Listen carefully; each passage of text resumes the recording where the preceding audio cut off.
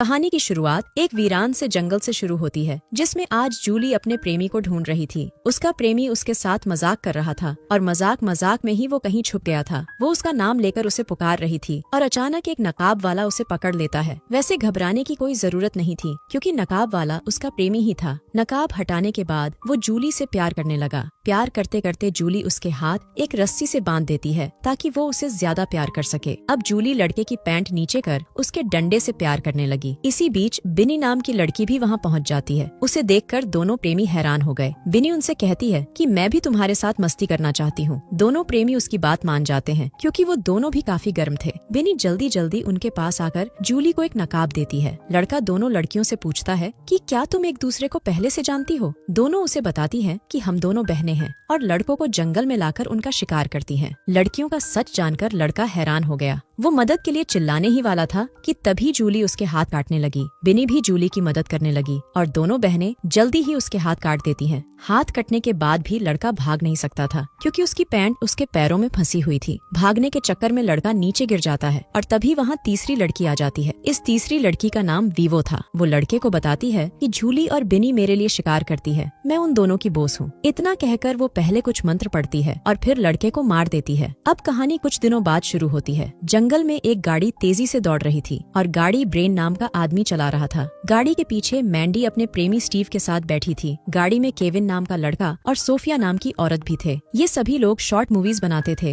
और आज भी मूवी बनाने ही जंगल में आए थे। थोड़ी देर बाद गाड़ी एक कैबिन के बाहर रुकती है। गाड़ी रुकते ही सभी लोग गाड़ी से बाहर निकलते हैं और अपना अपना सामान निकालने लगते हैं। ये लोग कुछ दिन जंगल में ही रहने वाले थे, इसलिए इन्होंने कैबिन किराए पर लिया था। दूसरी तरफ जंगल में एक पति पत्नी आगे बढ़ रहे थे। ये लोग जंगल में कैंपिंग करने आए थे। चलते चलते औरत काफी थक गई थी, इसलिए वो एक जगह बैठ जाती है और उसका पति थोड़ा आगे निकल जाता है। जल्दी ही औरत के पास बिनी भी पहुंच गई। वो आते ही उस पर हमला करती है और औरत की चीख उसका पति भी सुन लेता है। वो जल्दी जल्दी अपनी बीवी के पास आता है तो वहाँ उसे बिनी के साथ साथ जूली भी नजर आती है। वो आदमी को बताती है कि तुम्हारी बीवी मारी गई और अब तुम्हारी बारी है। इतना कहकर वो उसे भी मार देती है और दोनों का खून इकट्ठा कर चली जाती है। उधर ब्रेन की टीम ने भी काम शुरू कर दिया था। वो जंगल में एक अच्छी सी जगह देखकर शूटिंग शुरू कर देते हैं। रात को तीनों कातिल लड़कियां एक अनजान जगह पर थीं। वो तीनों पहले उन लाशों का खून पीती हैं, जिन्हें आज जूली और बिनी ने मारा था। इसके बाद वीवो एक आदमी को खून पिलाकर कहती है, मैं तुम्हें जल्दी ही जिंदा कर लूंगी और फिर जंगल में हमारा राज होगा। उधर ब्रेन की टीम कैबिन के बाहर बैठी दारू पी रही थी। इन लोगों ने आज पूरा दिन काम किया था और थकावट उतारने के लिए दारू पी रहे थे। दारू पीते पीते केविन पेशाब करने एक खाली जगह आता है। इसी बीच पहले उसके पास जूली आती है और फिर बिनी। केविन को लगा कि आज उसे मजा आने वाला है, लेकिन दोनों बहनें उसे जान से मार देती हैं। अगले दिन ब्रेन की टीम फिर से काम करने के लिए तैयार थी। ये लोग केविन का इंतजार कर रहे थे, जिसे कल रात जूली और बिनी ने रगड़ दिया था। केविन ही मूवी का साउंड देखता था। जब वो काफी देर तक नहीं आता तो सभी लोग उसे कैबिन में ढूंढने लगते हैं, मगर जब काफी कोशिशों के बाद भी उन्हें केविन नहीं मिलता तो सभी अलग अलग होकर उसे जंगल में ढूंढने लगते हैं। जंगल के एक तरफ ब्रेन और सोफिया केविन को ढूंढ रहे थे, जबकि मैंडी और स्टीव दूसरी तरफ ढूंढ रहे थे। थोड़ी देर बाद ब्रेन और सोफिया के सामने वीवो आती है। वीवो उन्हें केविन की लाश दिखाकर कहती है कि ये तो कल रात ही मर गया था। उसकी बात खत्म होते ही ब्रेन सोफिया पर हमला कर उसे बेहोश कर देता है। शायद वो भी तीनों लड़कियों से मिला हुआ था। उधर मैंडी और स्टीव के सामने भी जूली और बिनी पहुंच गई थी। वो स्टीव से कहती हैं कि कल रात तुम्हारे साथ बहुत मजा आया। मैंडी को लगा कि स्टीव उसे धोखा दे रहा है और वो उससे गुस्सा होकर वहाँ से जाने लगती है। उसके जाते ही दोनों लड़कियाँ स्टीव को पकड़कर एक पेड़ के पास ले आती हैं। वो पहले उसके हाथों को ऊपर करती हैं और फिर जूली उस पर चाकू मारती है। स्टीव के हाथ पेड़ में फंसे हुए थे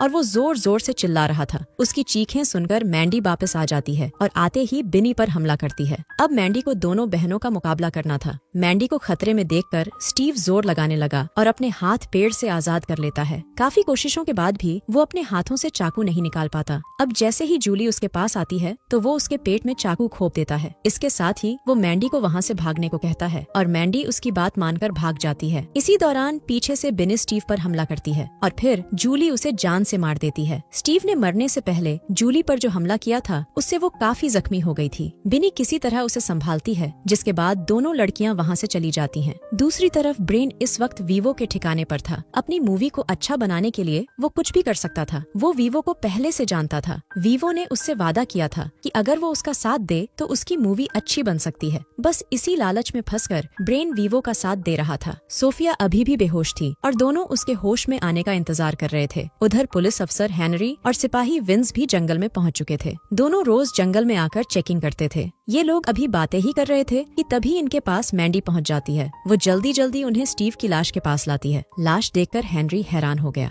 वो मैंडी से पूछताछ करने लगा और मैंडी उसे अपनी टीम के बारे में बताती है। वो ये भी बताती है कि ब्रेन और सोफिया केविन को ढूंढने गए हैं। पूरी बात सुनकर हेनरी फैसला करता है कि वो कातिल लड़कियों को ढूंढेगा और विंस मैंडी को लेकर कैबिन में जाएगा। कुछ देर बाद मैंडी और विंस कैबिन में पहुंच गए। ये लोग यहाँ आकर ब्रेन और सोफिया का इंतजार करने वाले थे। दूसरी तरफ सोफिया को भी होश आ गया था और इस वक्त वो ब्रेन के कब्जे में थी। वो जान बचाने के लिए चिल्लाती है और जंगल में घूम रहा हेनरी उसकी चीख सुन लेता है। सोफिया के चिल्लाते ही ब्रेन ने उसे छोड़ दिया, जिसके बाद सोफिया कहने लगी कि मैं तो जानबूझकर चीखी थी, मैं भी वीवो के साथ मिली हुई हूँ और हम दोनों मिलकर तुम्हें बेवकूफ बना रही थी। उसकी बात सुनकर ब्रेन की आंखें चौड़ी हो गईं। दरअसल वीवो एक तांत्रिक थी। वो अपने जादू से एक हत्यारे को जिंदा करना चाहती थी। वो उसे इतना ताकतवर बनाना चाहती थी कि कोई उसे मार ना सके और वो पूरे जंगल पर राज कर सके। अपनी यही योजना पूरी करने के लिए वीवो को साथियों की जरूरत थी। उसने पहले बिनी और जूली को अपनी योजना में शामिल किया और फिर सोफिया को। हत्यारे को जिंदा करने के लिए ही वो इंसानों को मरवाती थी और उनका खून हत्यारे को पिलाती थी। उसने ब्रेन को बेवकूफ बनाकर जंगल में बुलाया था ताकि जंगल में ज्यादा इंसान आए और उनका खून हत्यारे को पिलाया जा सके। वीवो की पूरी सच्चाई जानकर ब्रेन बेहद डर गया था। उसी पल हेनरी भी वहाँ पहुँच जाता है और उसका ध्यान भटकाने के लिए वीवो सोफिया पर हमला करती है। हेनरी को लगा कि ब्रेन भी वीवो का साथी है, इसलिए वो उस पर गोली चलाता है। अब पूरी अफरा तफरी मच गई थी और इसी बीच हत्यारा भी जिंदा हो गया। जिंदा होकर उसने सबसे पहले ब्रेन का कलेजा निकाल लिया। हेनरी उस पर गोलियां चलाता है लेकिन हत्यारे को कुछ नहीं होता। वो आराम से हेनरी को उठाकर दूर फेंक देता है। अब वो सोफिया के पास आकर उसका खून पीने लगा। सोफिया के मरने के बाद वो वीवो को पकड़ लेता है, लेकिन वीवो मास्टर नकाब उठाकर कहती है, मेरे पास मास्टर नकाब है, इसलिए तुम मुझे नहीं मार सकते। मैं जानती हूँ कि जिसके पास मास्टर नकाब होता है तुम्हें उसकी बात माननी ही पड़ती है। अब तुम मेरे गुलाम हो, जाओ जाकर जंगल में खून खराबा करो। उसकी बात मानकर हत्यारा जंगल की तरफ बढ़ने लगा। हेनरी पहले ही भाग गया था, इसलिए वो अभी तक जिंदा था। दूसरी तरफ कैबिन में बिनी भी पहुंच गई थी। विंस आराम से बैठा टीवी देख रहा था और मैंडी नहा रही थी। बिनी विंस को मारने के लिए धीरे धीरे उसके पास आ रही थी। मैंडी जैसे ही नहाकर बाहर आती है तो उसे आईने में झूली नजर आती है। उसी पल विंस मैंडी की चीख सुन लेता है और तभी उसे अपने पीछे बिनी नजर आती है। बिनी को देखते ही उसने अपनी गन निकाल ली और तभी जूली उसके सामने मैंडी को लेकर आती है। अब बिनी की जान विंस के हाथों में थी और मैंडी की जान जूली के हाथों में। विंस और जूली फैसला करते हैं कि हम किसी को नहीं मारेंगे, इसलिए दोनों ने अपने अपने कैदी छोड़ दिए थे। इसी बीच हेनरी वहाँ आकर विंस से कहता है, हमें और पुलिस बुलानी होगी। विंस उससे पूछता है कि हमें इतनी पुलिस क्यों चाहिए। अब हेनरी उसे सब बताता है कि वीवो ने अपने जादू से एक हत्यारे को जिंदा कर लिया है। हेनरी की बात सुनकर जूली और बिनी बेहद खुश हो गईं। वो हेनरी को बताती हैं कि वीवो ने जिसे जिंदा किया है वो एक महान सीरियल किलर है और पुलिस ने 10 साल पहले उसे मारा था। वीवो उसे जिंदा कर पूरे जंगल पर राज करना चाहती है। उनकी बात खत्म होते ही वहाँ हत्यारा और वीवो भी आ जाते हैं। हत्यारा फिर से हेनरी को उठाकर फेंकता है और उसकी गन जूली उठा लेती है। गन उठाते ही वो विंस को मार देती है और मैंडी डर कर भागती है। अब हत्यारा हेनरी को पीटने लगा। वो पहले उसके हाथ की उंगलियां काटता है और फिर उसकी एक आंख निकाल कर उसे अधमरा कर देता है। हत्यारे को लगा कि हेनरी मर गया, लेकिन असल में वो सिर्फ बेहोश हुआ था। मैंडी को भागते भागते सुबह हो चुकी थी और हत्यारा अभी भी उसके पीछे था। जल्दी ही वो उसे पकड़कर एक मशीन में डाल देता है, जिसके साथ ही मैंडी मारी जाती है। दूसरी तरफ बिनी अपनी बहन जूली को लेकर वीवो के पास पहुंच गई थी। जूली का जख्म काफी खराब हो चुका था और वो मौत के काफी करीब थी। बिनी चाहती थी कि वीवो अपने जादू से जूली को ठीक कर दे। इसी बीच हत्यारा भी वहाँ आ गया और वीवो मास्टर नकाब रखकर बिनी से कहती है, मैं जूली को ठीक नहीं कर सकती क्योंकि मेरे पास इंसानी खून नहीं है। इतना कहकर वो हत्यारे से बातें करने लगी और मौका देखकर बिनी मास्टर नकाब उठा लेती है। वो उसे तोड़कर वीवो से कहती है, अगर मेरी बहन नहीं रही तो यहाँ कोई नहीं बचेगा। मास्टर नकाब टूटते ही हत्यारा वीवो को पकड़कर उसका सिर दबाने लगा। अब वीवो के मुंह से खून निकलने लगा था और बिनी उसका खून इकट्ठा कर लेती है। इसके बाद वो जल्दी जल्दी जूली के पास जाकर वही मंत्र पढ़ती है जो वीवो पढ़ती थी। मंत्र पढ़ने के बाद वो खुद भी खून पीती है और जूली को भी पिलाती है। बिनी का तरीका काम कर गया था और जूली फिर से ठीक हो गई थी। हत्यारे ने वीवो को मार दिया था और बहनें हथियार उठाकर वहाँ से भागती हैं। दोनों बहनें भागती भागती काफी दूर आ गई थीं और हत्यारा भी उनके पीछे ही था। दोनों बहनें पहाड़ी के आखिर तक पहुंच गईं और हत्यारा भी उनके पास आ जाता है। अब दोनों बहनें हत्यारे से लड़ने लगीं। हत्यारा काफी ताकतवर था, लेकिन अपनी ही गलती के कारण पहाड़ी से नीचे गिरकर मर जाता है। कहानी के आखिर में दोनों बहनें और हेनरी ही जिंदा बचे थे। हेनरी की भले ही एक आंख चली गई थी, लेकिन वो अभी भी कातिल लड़कियों को पकड़ना चाहता था। इसी के साथ इस कहानी का यही अंत हो जाता है।